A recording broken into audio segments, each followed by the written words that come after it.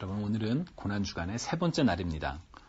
저는 신학을 공부하고 또 설교의 자리에 선 이후부터 2000년 전 예수님께서 고난주간에 어떠한 삶을 사셨을까, 무엇을 하셨을까, 거기에 대한 관심이 참 많아졌습니다. 여러분들도 아시는 것처럼 예수님의 삶은 죽음을 향한 삶이었습니다.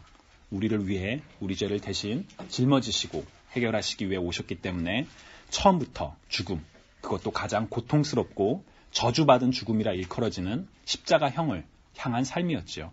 만약 우리의 삶이 그렇다라고 하면 여러분은 과연 행복한 삶을 사실 수 있을까요? 내가 내 나이 33살이 되면 나는 십자가에 달려 죽을 거야. 난 그걸 위해 태어났어. 예수님은 바로 그 목적을 가지고 사셨습니다. 그리고 예수님의 공생의 기간 동안에 이러한 본인의 죽음에 대해 가끔 말씀하곤 하셨지요. 그리고 마침내 지난 종료주일, 우리 교회에서도 지난주에 어린아이들이, 우리 사랑스러운 유아부와 유치부 아이들이 종료가지를 흔들고 입장하며 기념했었는데 바로 종료주일에 예루살렘으로 들어가셨습니다. 사람들은 예수님의 입성에 겉옷을 벗고 종료가지를 흔들고 호산나를 외치며 환호했지만 사실 예수님의 마음 중심에는 이제 죽을 날이 며칠 남아있지 않다는 생각을 하시지 않았을까. 그리고 지금 자신을 향해 환호하는 사람들이 이제 며칠 뒤에, 정확히는 5일도 되지 않았을 때 십자가에 못 박으라고, 오늘 본문처럼 십자가에 못 박으소서라고 그렇게 외칠 것을 아시지 않았을까 하는 생각이 들기도 합니다. 여러분, 우리의 죽음이 며칠 남아있지 않다면 여러분들은 어떤 삶을 사시겠습니까? 내 죽음이 만약 일주일 뒤다. 그럼 여러분은 어떤 선택을 하시겠습니까? 저는 아마 가장 소중하고 의미 있는 것들, 그리고 반드시 남겼으면 하는 말을 사랑하는 이들에게 전하며 살 것 같습니다. 그래서 고난주간은 사실 참 굉장히 특별합니다. 예수님이 본인의 죽음을 며칠 남겨둔 상황에서 어떠한 곳에서 누구를 만나 어떠한 말씀을 하셨는지 그분의 삶의 마지막 모습들을 돌아보며 예수님을 생각해 보는 일은 중요하고 또 우리에게 참 필요한 일입니다. 그런데 바로 오늘, 고난주간의 세 번째 날인 오늘, 성경은 예수님께서 어떠한 말씀을 하셨는지 기록하고 있지 않습니다. 지난 월요일, 화요일, 예수님께서 어떠한 삶을 사셨는지 성경은 자세하게 이야기하고 있습니다. 그리고 내일, 목요일에 대한 기록도 있죠. 내일은 뭐를 하셨을까요, 예수님께서? 혹시 내일이 무슨 날이죠, 여러분? 내일이 바로 예수님께서 잡히셨던 날입니다. 잡히시기 직전에 제자들과 함께 만찬을 하시고 그리고 발을 씻겨주시고 그리고 겟세마네 동산에 올라가서 기도를 하시고 그리고 잡히셨죠. 바로 그 전날, 오늘 이 수요일에 근데 아무런 기록이 없습니다. 아까 처음에 오늘은 고난주간 세 번째 날로 침묵의 날입니다. 이렇게 표현을 했었는데 바로 침묵했던 바로 그 날입니다. 이 침묵이 예수님께서 왜 침묵하셨는지 우리는 그 의미를 정확하게 알 수는 없습니다. 그렇지만 여러분, 우리의 삶의 마지막 순간에 우리가 침묵한다면 거기에는 참 많은 의미가 담겨 있다고 생각합니다. 왜 성경은 이날의 기록을 하고 있지 않았을까? 왜 침묵하셨을까? 이 질문을 한번 곰곰이 생각해 보셨으면 좋겠습니다. 저는 그 답변을 드리지 못하지만 성령님을 통해 우리 각자를 향한 하나님의 답을 발견하게 되시리라 기대합니다. 오늘 본문을 살펴보기 전에 지난주에 그 가룟 유다가 열심당원이냐 아니냐라는 질문이 있었습니다. 우리 그때 질문하셨던 권사님이 안 오셨는데 정답은 그럴 수도 있고 아닐 수도 있습니다. 좀 애매하죠. 사실 열심당원은 당시 유대 사회에서 유대의 민족적인 독립과 종교적인 신념을 갖고 로마 제국에 강하게 저항한 사람들을 말합니다. 영어로는 종교적 열성주의자라는 표현으로 질럿이라는 단어를 사용하기도 하죠. 예수님의 제자 중에 공식적인 열심당원은 시몬, 한 사람입니다. 마태복음 10장 4절을 보면 예수님의 12제자를 소개하면서 가나나인 시몬이라고 되어 있는데 영어 성경에는 사이먼 더 질럿이라고 되어 있습니다. 즉 열심당원 시몬이라는 뜻이죠. 가룟 유다의 경우 가룟이라는 단어는 이스카리옷이라는 단어를 번역한 말인데 학자들은 당시 유대의 문화를 따라서 이스카리옷이 유다가 살았던 유대 남쪽의 한 동네 이름일 것이다 라고 이야기하면서 마치 나사렛 예수와 같은 표현으로 이스카리옷에서 온 유다라는 뜻으로 해석하기도 합니다. 한편 다른 학자들은 이스카리옷이라는 단어가 암살자 혹은 칼을 뜻하는 시카리오스와 유사하기 때문에 유다는 암살자 유다, 곧 열심당원 중에서도 암살 등 극단적인 방법을 추구한 사람이었다라고 해석하기도 합니다. 그런 점에서 가룟 유다는 열심당원으로 볼 수도 있습니다. 그러나 만약 이스카리옷이라는 단어가 단순히 지명을 뜻한다면 가룟 유다는 열심당원이 아니겠죠. 지난주에 말씀드렸던 것처럼 가룟 유다, 예수님을 은 30에 팔았던 가룟 유다에 대해서 성경은 많은 정보를 주고 있지 않습니다. 그래서 가룟 유다가 열심당원인지 아닌지 우리는 정확하게 알 수가 없습니다. 해석에 따라 그럴 수도 있고 아닐 수도 있죠.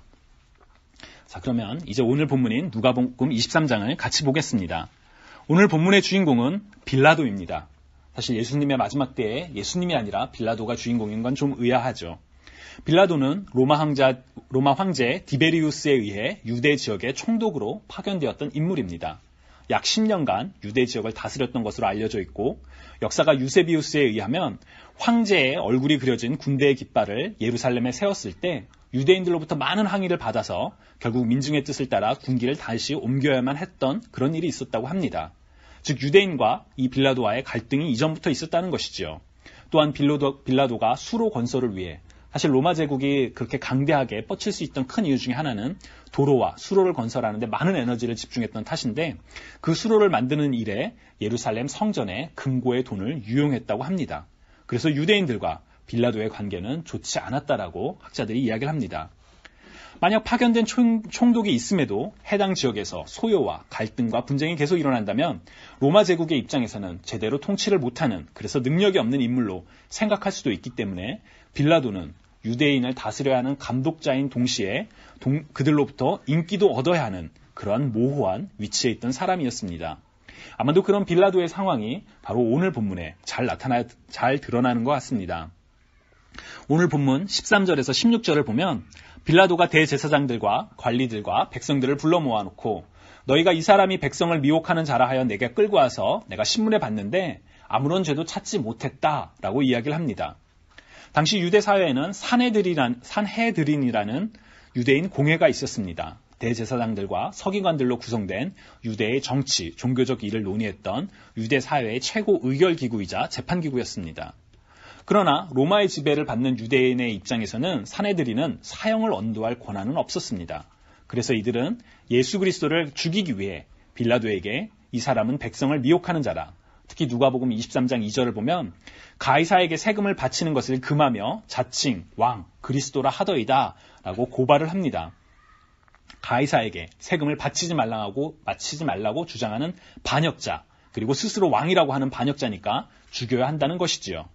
하지만 여러분 우리가 2주 전에 나눴던 것처럼 예수님께서는 가이사의 것은 가이사에게 하나님의 것은 하나님에게 라고 답변하셨지 가이사에게 세금을 바쳐서는 안 된다 라고 말씀하신 적이 없습니다. 즉 고발 자체가 거짓 증거를 바탕으로 한 것이었다는 것을 알 수 있습니다. 빌라도는 본인이 신문을 해봐도 그리고 갈릴리 지역을 다스렸던 헤롯의 신문을 통해서도 아무런 죄목을 찾지 못했기 때문에 무죄인 사람을 놓아주어야만 하는 상황이 되었습니다. 그러나 대제사장들과 서기관들과 같은 유대인들로부터 인기를 얻고 싶은 마음에 타협점을 제시합니다. 그 내용이 바로 16절에 기록되어 있습니다. 16절을 보면 그러므로 때려서 놓겠노라 라고 이야기를 하고 있죠. 죄목을 찾지 못했지만 내가 너네들의 마음을 생각하여 약간의 처벌만 하겠다 라고 이야기를 합니다. 원어를 살펴보면 여기서의 때리다는 뜻은 나중에 예수님께서 십자가형을 받기 전에 죽기 직전까지 받았던 그런 심각한 채찍질이 아니라 그냥 단순한 형태의 태형을 말합니다. 정말 말 그대로 때리는 형태죠.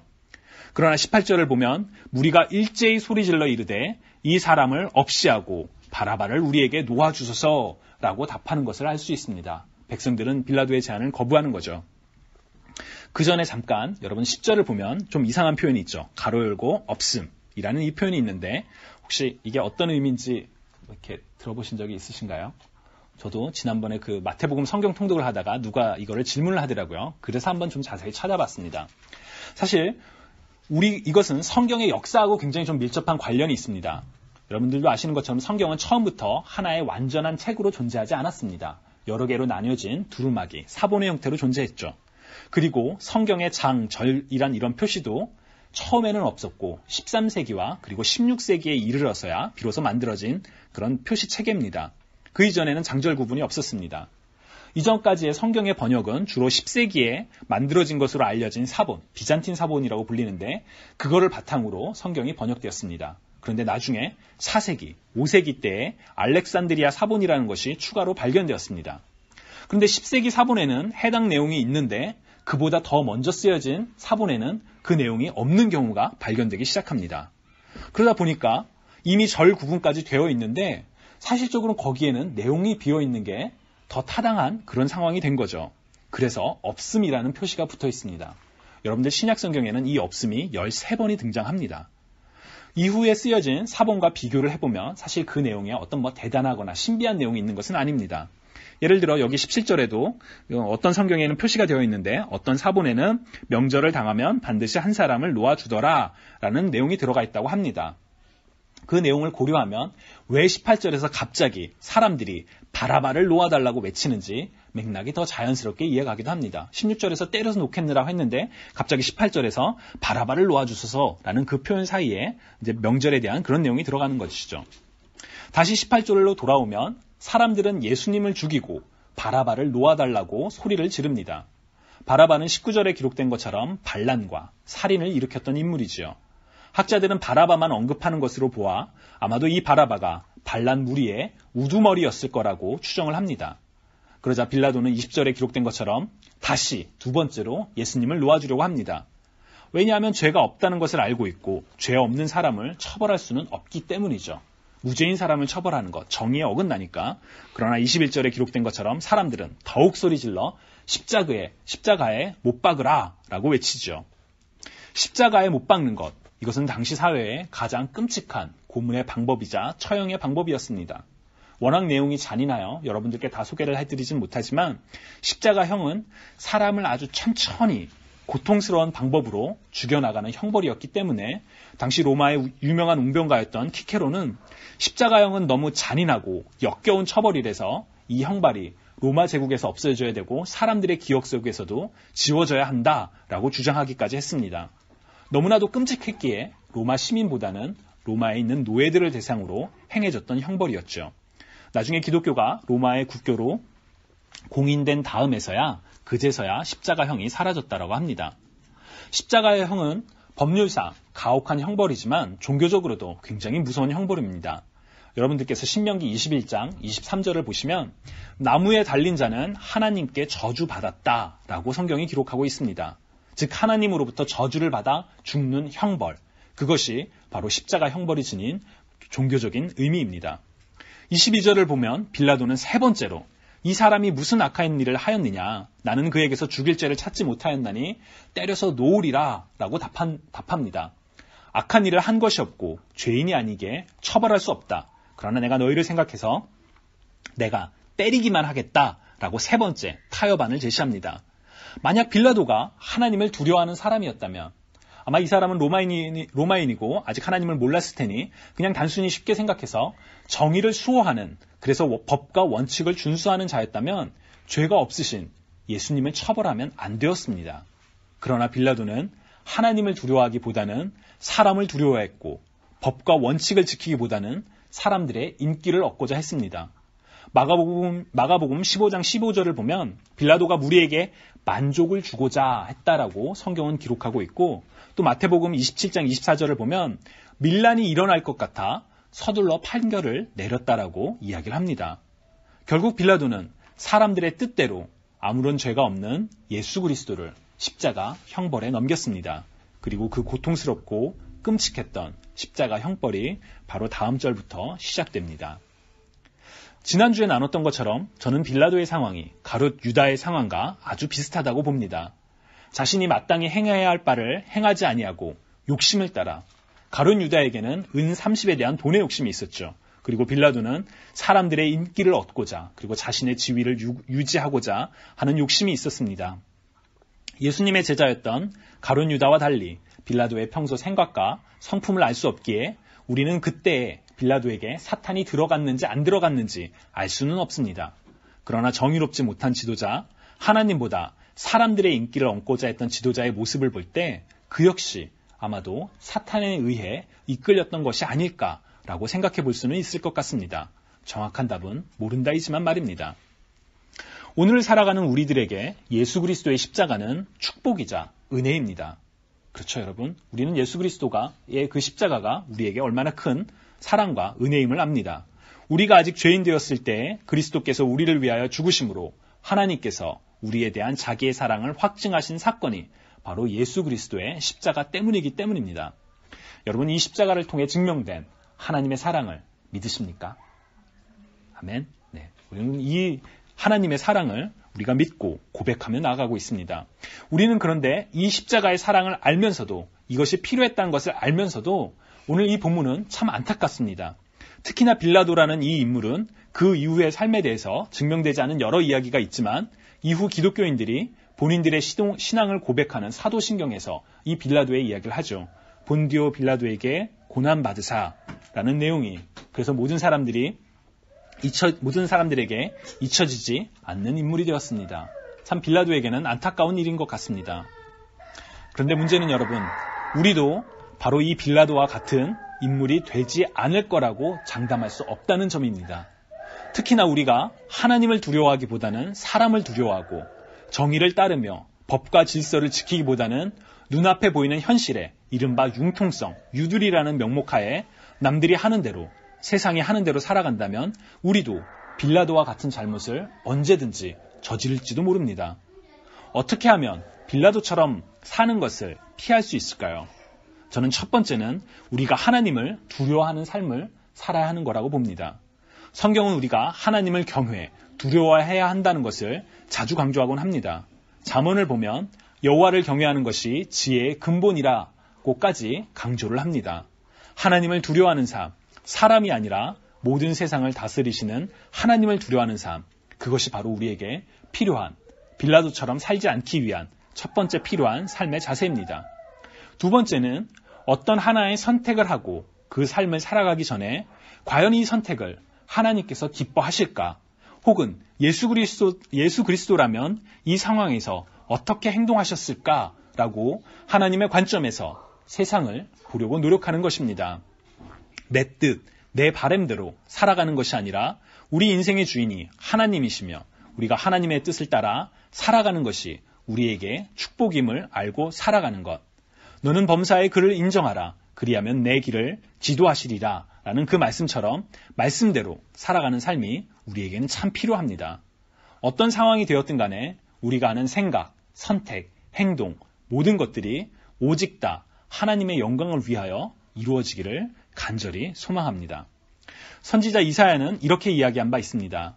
내 이름으로 불려지는 모든 자, 곧 내가 내 영광을 위하여 창조한 자를 오게 하라. 그를 내가 지었고 그를 내가 만들었느니라. 라고 하나님의 음성을 대언한 적이 있지요.